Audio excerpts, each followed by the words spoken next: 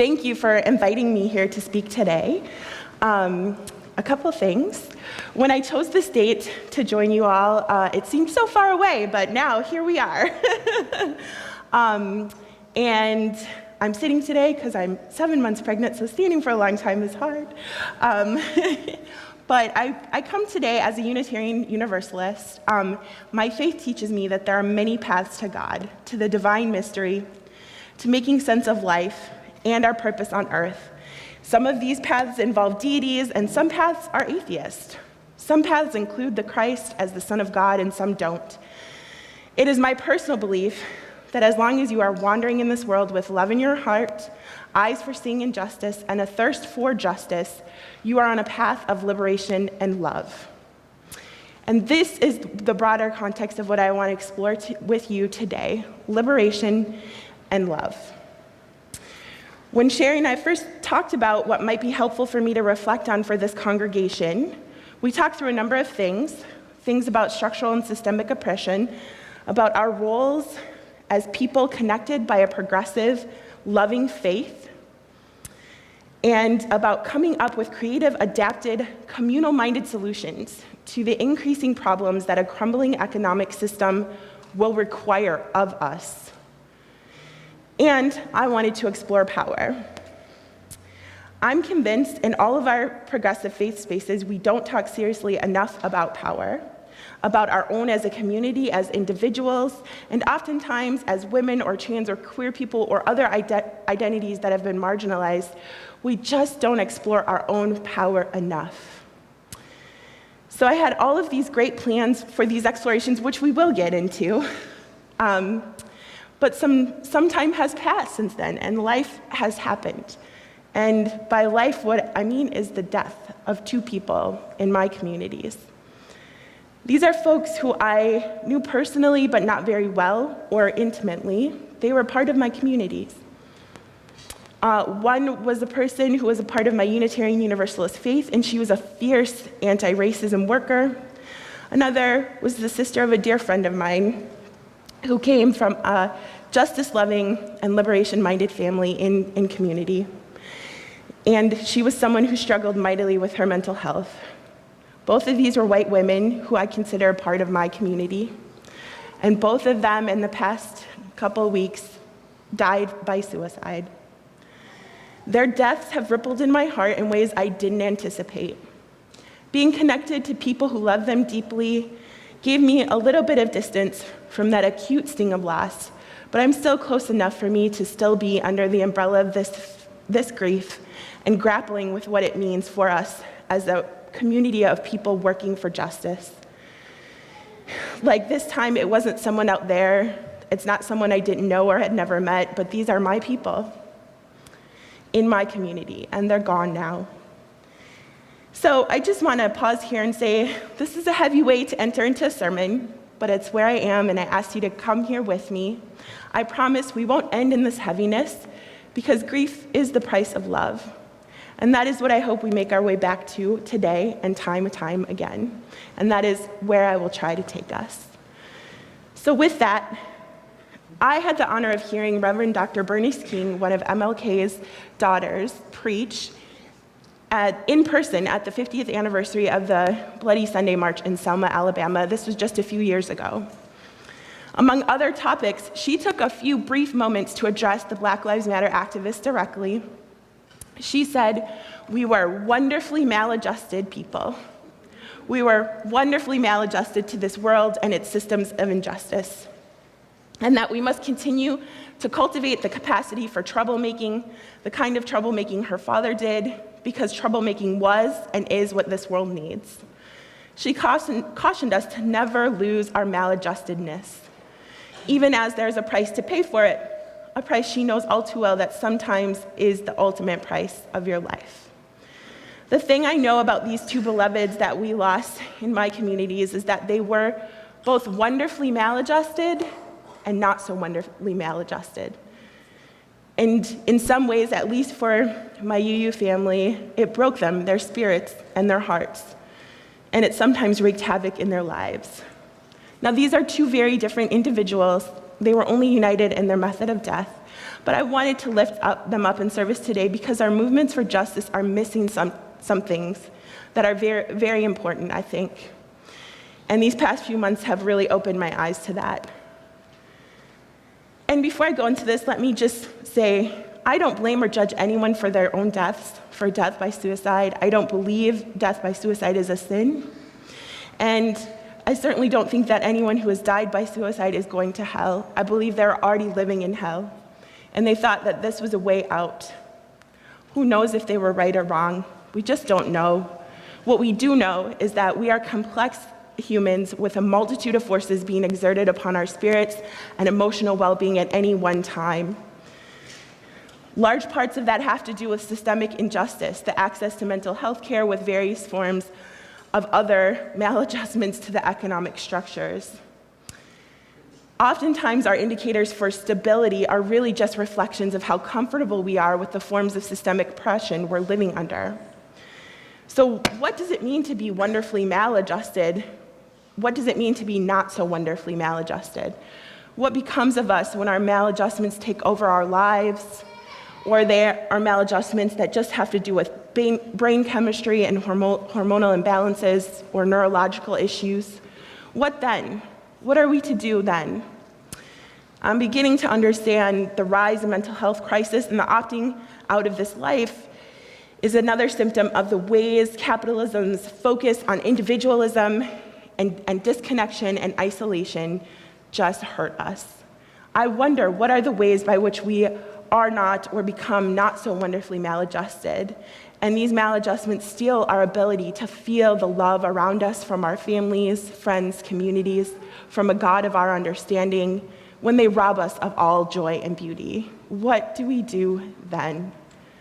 What is the edge between being wonderfully maladjusted so that it propels you through fear and discomfort into fighting for justice, and what pushes you to that other side where you think, I'm done? I don't have any answers, y'all. I really don't. I think, though, that even wandering aloud with you and community in collective ways is something we don't do enough of in our activist organizers' communities. How are we making sure that people aren't slipping over that edge and not just turning away from the work, but from all of life? Or if they have gone over the edge, how do we call them back if we call ourselves progressive, loving people of faith? Our healthcare system is not enough. Our pastoral care lines are not enough. What can we do differently in how we relate to each other? That is something that is within our power to change. And my UU heart was pleasantly surprised that I found some inspiration from an answer actually in one of the readings from today's service. This one about God and Moses. Because what I really gleaned from that was that we can change God, right? With my UU eyes, what I saw is that we can change the course of things. Even if we're not too sure how well our world will respond to reason or love, for me, this story says, as a people of faith, we must try. What seems inevitably so God's wrath doesn't have to be. And what seems all-powerful might be, but also requires compassion towards each other. Moses wasn't like, yeah, you're right, God. These people here deserve everything you're about to throw at them. He didn't say that. He was like, hey, what about the fact you said you were going to be awesome to us and our children? What about how this will look to the other powers of the world? How about you just turn away from your wrath? How about you do that and just change your mind? I really wonder what we might learn from Moses here. I know I am all too quick to turn against my own folks, to point fingers, and whether that is my faith family or Black cultural family or other communities I come from, what if instead I tried to find the love that Moses did for his own people? Surely he understands that his people were acting a fool, but he also understood that the level of wrath that God was about to unleash with them probably didn't match. I think about how we do that to ourselves in movement spaces, to each other, to our own hearts even, when we make mistakes or when we go down the wrong path. We are too quick to turn our own wrath against each other. This doesn't mean we can't take principled stand against injustice or clearly call out wrongness. it does mean, I think, that we need to start looking more internally about how we treat each other. There are many things that happen in the lives of the women who took their own lives that contributed to their deaths, but I know for at least my UU family, threats she received from doing her anti-racism work contributed to her feeling alone, disconnected, scared. Her people, us UUs, we didn't have her back like we should have. And we've got to do better. We've got to shift how we do this justice work. So I don't believe suicide is inevitable. I think it's preventable sometimes. And like a lot of our problems with structural inequality, it is also complex. And we've got to keep trying to affirm life and share our love and resources so that no one feels their life is not worth living. These two things, structural inequality and suicide, are not completely unrelated. I also don't mean when it happens that it means one person or our whole community failed, because I know both these women had people in their lives loving them, doing their best, but in the midst of living their own lives, raising children, having to be tied to jobs in an exploitative economy, it just wasn't enough. So with that, I want to take us into an exploration now of what it means to grapple with a yes and. We live under this economy that straps our lives, that taps into us, and I want to actually share with you a sermon that's all based about yes and. How do we grapple with systemic inequality, and also what that can do to our personal lives if we don't have our backs for each other enough. I am going to talk a little bit more about Blue, the Black Lives of Unitarian Universalism. That is the church I helped co-found and am now the executive director of. So just bear with me, and thank you for taking the journey with me through thinking about these connections between suicide, isolation, disconnection, and our work for justice.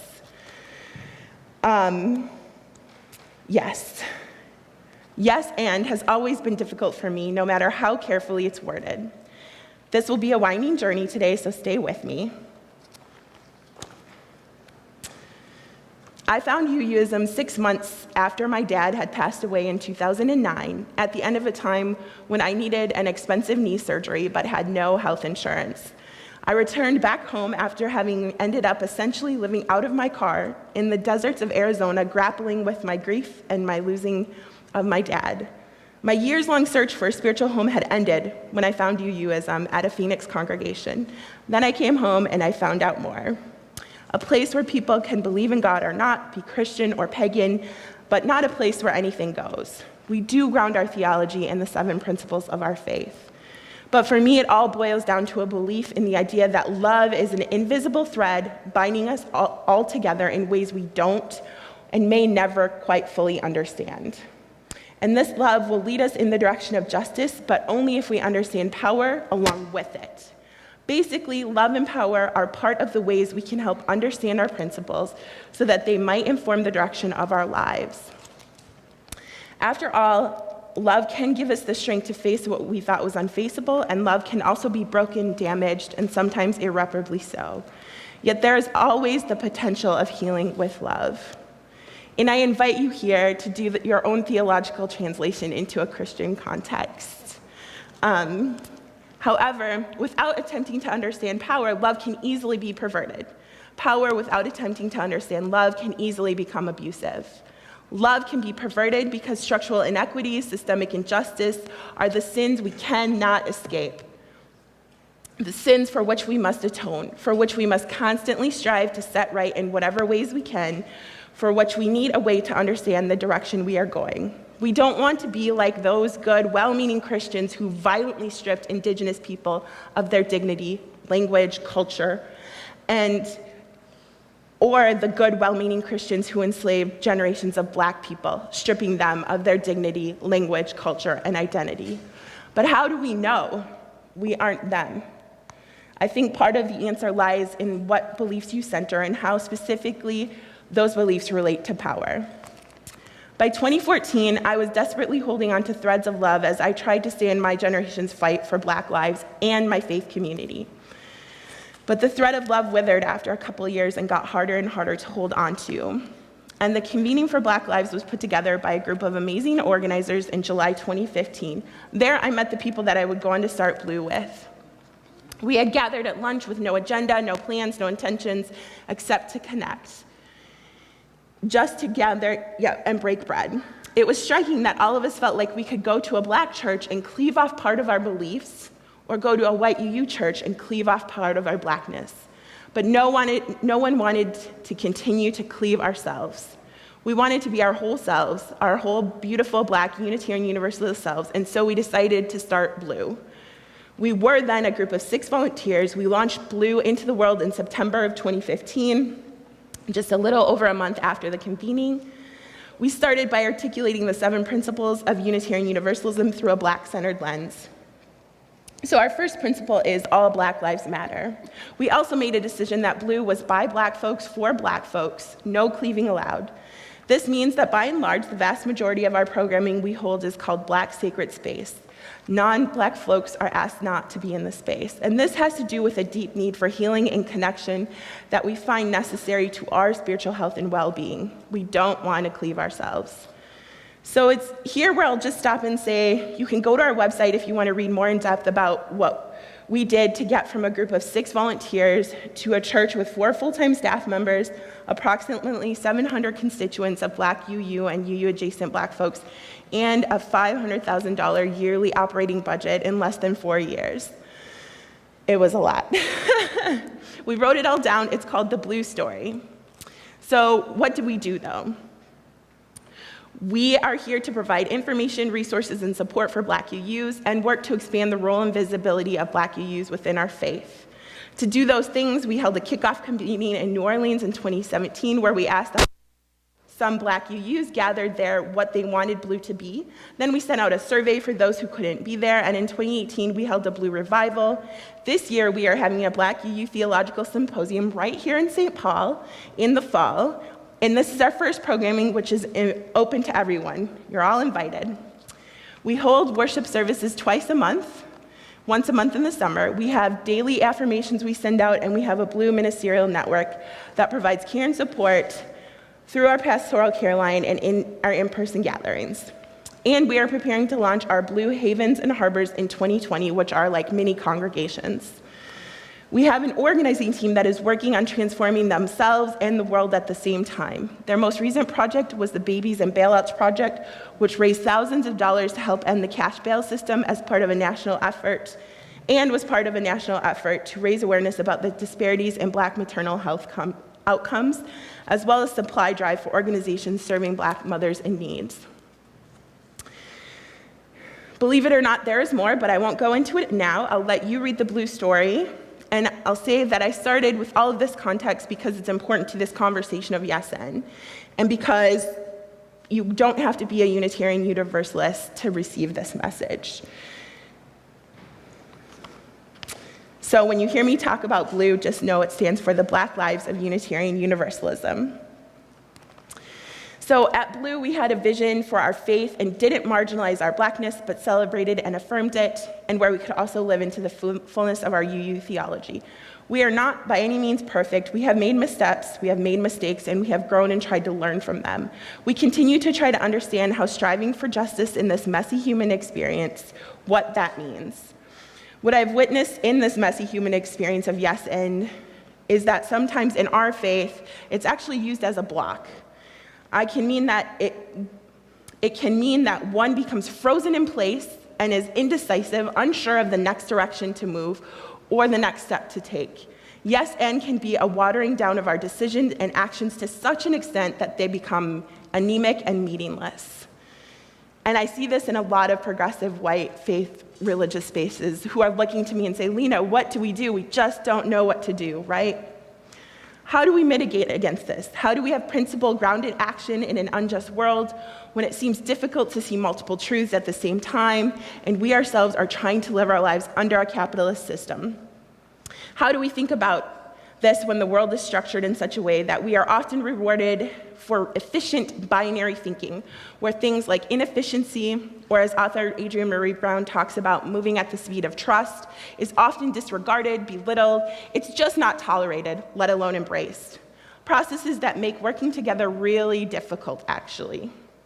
How do we hold on to our principles if we are to embrace yes and, which I do believe is important and a part of our faith structures? We believe, as you use, in the interdependent web of all life, and that justice and equality is something we should work for. These are complex and nuanced, though. How do we fight for justice if we are thinking about yes and? Not to be too cliche about it, but to me the answer is in love. And the other part of the answer is in power.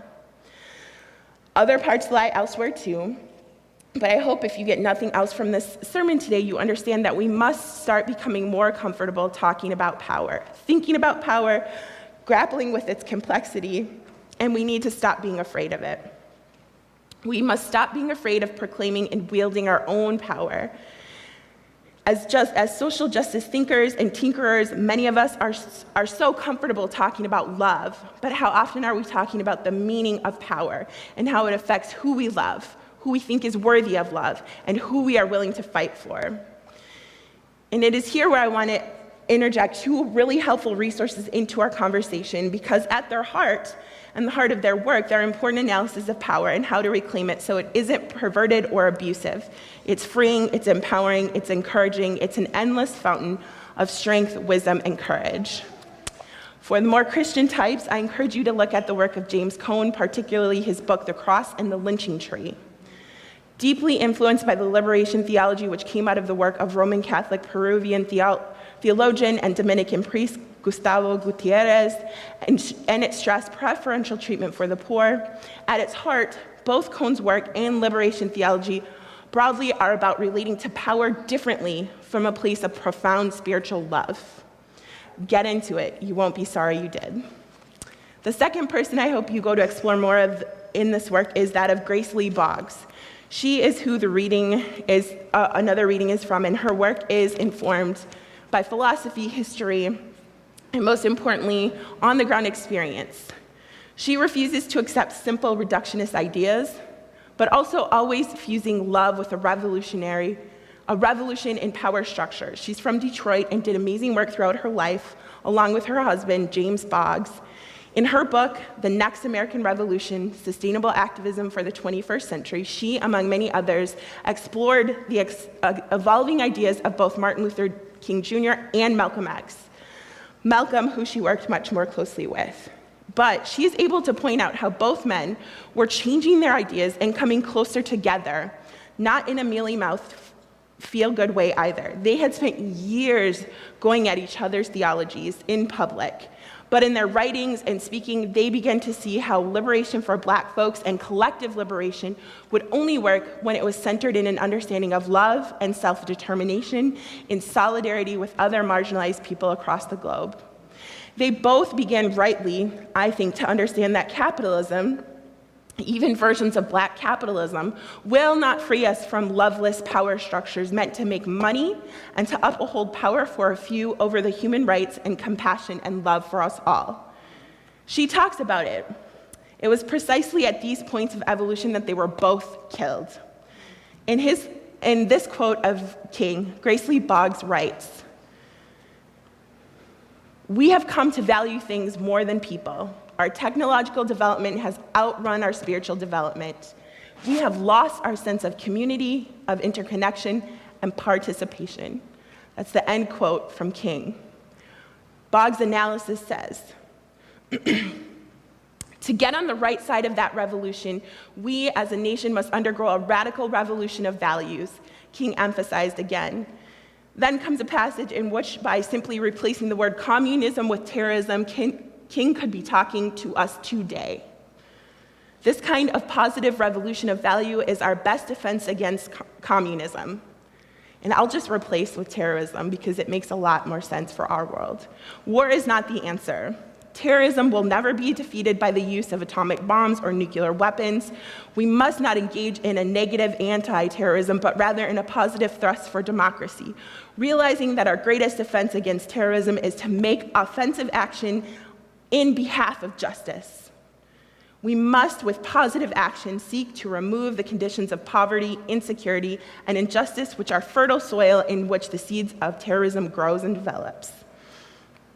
I share these quotes because what King and Boggs and Malcolm X and many others have done is to say yes and power.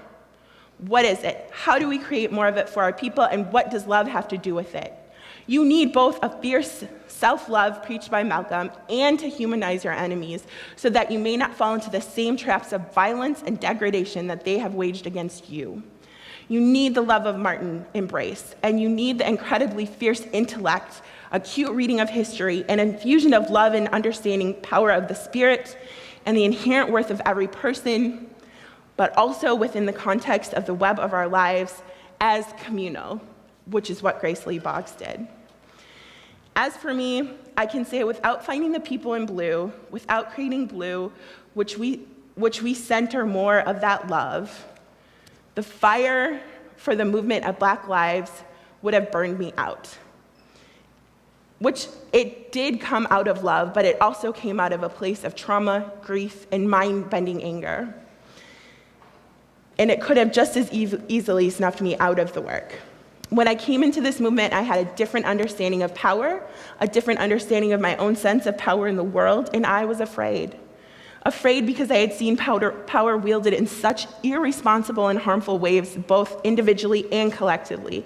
But through Blue, building on foundations already set forth by my home congregation about what it means to wrestle with love, I became to know more about power. I didn't love parts of my Blackness because of power. I didn't love parts of myself because of patriarchy. But what I know now is each and every one of us has more power than we think.